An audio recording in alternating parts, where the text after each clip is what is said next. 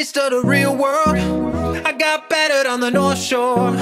It gave me comfort when I always knew that. I always knew that you were there for me next door. I lived it hard on the long road. I ran through every single zip code. I get lonely, but I always knew that. I always knew that your heart I could call home. Question number 11.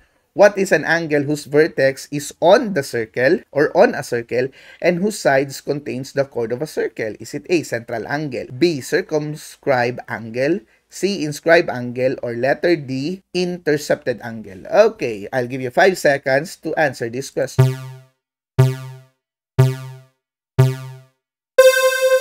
Okay, my dear math learners, napakadali lang ng question na ito. Ganito lang ang mukha niyan. So, if meron kang, let's say, ayan, meron ka daw circle. Ayan, pasensya na kayo sa circle ko. Okay. So, what is an angle? So, gagawa tayo ng angle dito. Whose vertex is on the circle? So, on the circle ang vertex niya. So, let's say ganito. Yan, on the circle. Tapos, whose sides contain the chords of the circle? Contains the chord. Yun. Ayun. So, anong tawag ng angle na yan? Okay, so napakadali lang.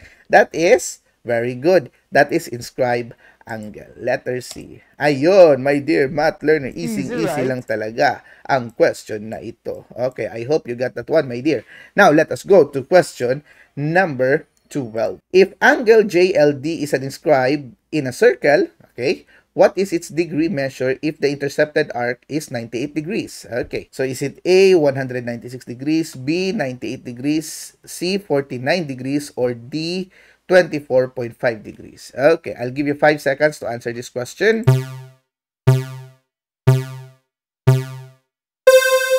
Okay, math learners, isa na namang napakadaling question ang binigay sa ating problem. So basically, my dear math learners, sabi dito, the JLD, okay, let's try to make, para mas makita ninyo. Ayan, pasensya na sa inscribed angle. Oh, gawa tayo ng inscribed angle dyan. J, L, at D. Ayan, okay. Sabi dito, what is the degree measure? So, tinatanong ito. Kapag ang intercepted arc niya, ito yon, intercepted arc. Okay. Kapag ang intercepted arc niya is 98 degrees. Alright. So, of course, my dear math learners, remember the relationship of intercepted arc and the inscribed angle. If the angle is formed on the circle, it means that it is 1/2 of its intercepted arc. So, if that is the case, yung intercepted arc natin given na agad-agad, that is 98 degrees. So, therefore, this will be 1/2 of it. So, ano ba ang kalahati ng 98? Ayun, my dear math learner. That is letter C. Ayan. So, easy right? Lang talaga ang question na ito. Alright, so now let us go to question number 13. Question number 13, use the figure. Ito yon. Okay? So, if the measurement of BAD is equal to 88 degrees, BAD, ayun. What is the measurement of arc BD? Ito. Okay. So, is it A, 44, B, 46, C, 88, or D, 92? 5 seconds to answer this question.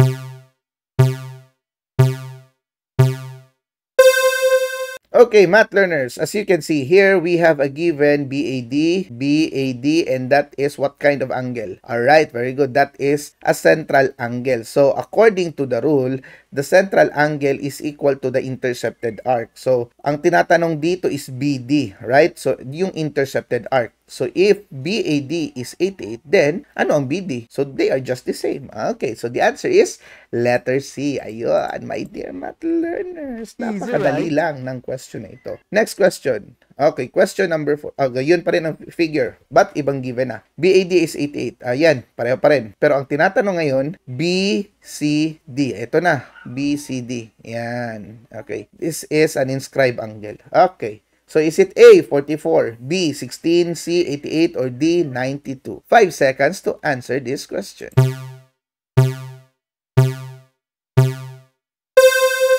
Okay, math learners, napakadali ng question na ito. Given dito, the BAD, central angle, okay? Pero ang tinatanong yung inscribed angle, BCD. Okay. So, if that is the case, my dear math learners, if this is the arc that is being shared by the central angle and the inscribed angle, remember the relationship kanina ng central angle is the same as the arc, right? So, if BAD is 88, then the arc is also, or the intercepted arc is also 88. So, if that is the case, my dear math learners, in order for us to get the inscribed angle is again 1/2 the measurement of its intercepted arc. So, iha-half lang natin ang given. So, 88 divided by 2. So, that is 44. Letter A. Okay, napakadali lang, my dear math learners. Okay, question number 15. Use the figure. Ganun pa rin. Pero iba na ang given. So, measurement of angle CED is 103. CED. Okay, ito yon. CED. Yan, 103 daw ito. What will be the measurement of CBD? Okay. So, ito. So, is it A, 103, B, 77, C, 51.5 degrees, or D, 206 degrees? Okay. I'll give you 5 seconds to answer. Alright, my dear math learners, we will check and try to solve how to solve this one, how to answer this one. So basically, so CED, ito yung binigay. Okay, ito daw yung 103. Yan, 103 daw yan. Yan. Okay. So therefore, itong intercepted arc niya, so times 2 tayo kasi the inscribed angle is half of the intercepted arc. But since our given here is the inscribed angle, so this will be twice as much. So that is 206. Okay. So may choices dito. Pero ang tanong, hindi naman ang intercepted arc. Ang tinatanong dito is the measurement of CBD. CBD. Ito yun. Okay. Ito daw, measurement nito. Okay, so how do you solve for that one, my dear math learners? So this is a circle, right? So if this is 206, therefore itong natitirang arc dito, ito, in which ito yung intercepted arc ng CBD. Tama? So therefore, 360 minus 206. So that will be 154. So itong arc dito, that will be 154. But since we are talking about the inscribed angle here, so basically, we will divide this by 2. Okay.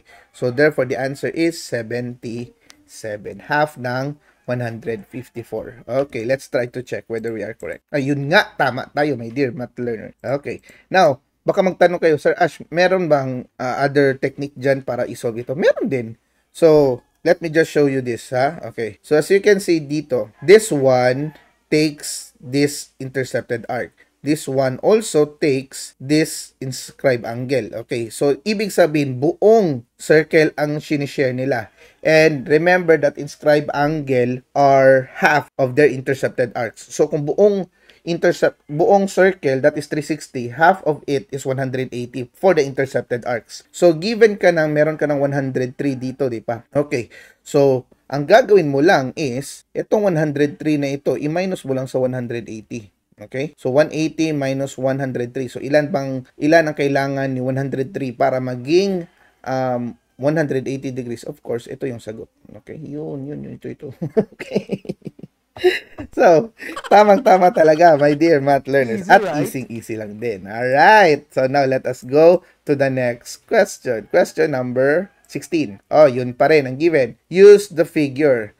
If arc CB is equal or congruent, if arc CB is congruent to arc CD, CB and CD. Okay, parang hindi naman realistic ito. Okay. What is the measurement of arc CB if arc CD is 46? Ayan. So anyway, kahit walang drawing ito, kung titingnan mo lang ang buong question na ito, makukuha mo na. So anyway, so let's go. Is it A, 44, B, 46, C, 88, or D, 92? I'll give you 5 seconds to answer.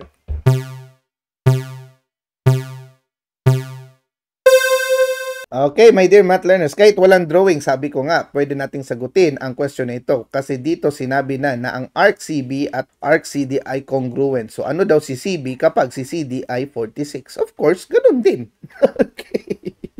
So, napakadali lang. So, the answer is 46. Ayun! So, mali yung tatlo dito. Easy lang talaga, my dear math learners. Now, let us go to question number 17. Ayan, ibang figure na naman. Use the figure. Which line illustrates a second line? Napakadali nito. Is it A, line CD, B, line AB, C, line segment EF, or D, line segment HI? I'll give you 5 seconds to answer.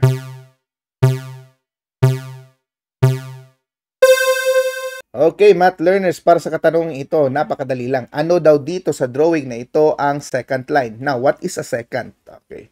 Hindi ito yung segundo. Okay, second yun. Now, when we say second, my dear math learners, second is a line. Okay, so ibig sabihin, when we say line, yung bawat dulo may arrow. Okay, so mali na agad ang C at D. Check na tayo doon. Now, a second line is a line that touches the circle into 2 points. So, dalawang beses niyang tatamaan. Okay. So, as we can see here, merong line dito, meron ding line dito. Ayun. Pero, ito, isang beses niya lang tinamaan. So, ang tawag doon, hindi ko muna sasabihin. Okay. So, ito naman, dalawang beses. So, ito yung second line. Alright. So, our answer is line CD. Alright. Tama tayo, my dear math learners. Okay. So, now, let us go to question number 18. Ayun, question number 18. Ganun pa rin ang figure. Which line illustrates a tangent line? Ayan. So, the same choices pa rin. Okay. I'll give you 5 seconds to answer.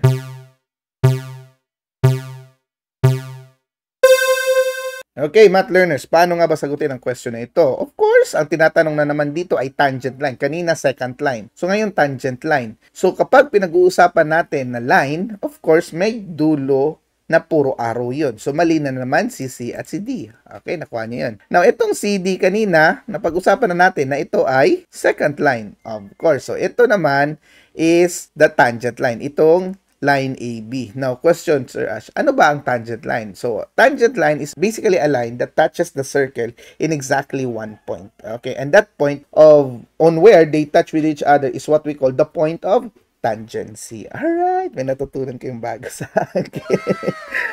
Okay, so our answer here is letter B. Ayun nga, my dear math learners, easy lang talaga. Right? Now, let's go to question number 19. Use the figure, ayun pa rin. Which angle is formed by a tangent and a secant intersecting outside the circle? Ayun, ito yung tangent. Ito yung secant. Okay. Is it A, angle ABC, B, angle IHK, or C, angle ABD, or D, none of the above? I will give you 5 seconds to answer.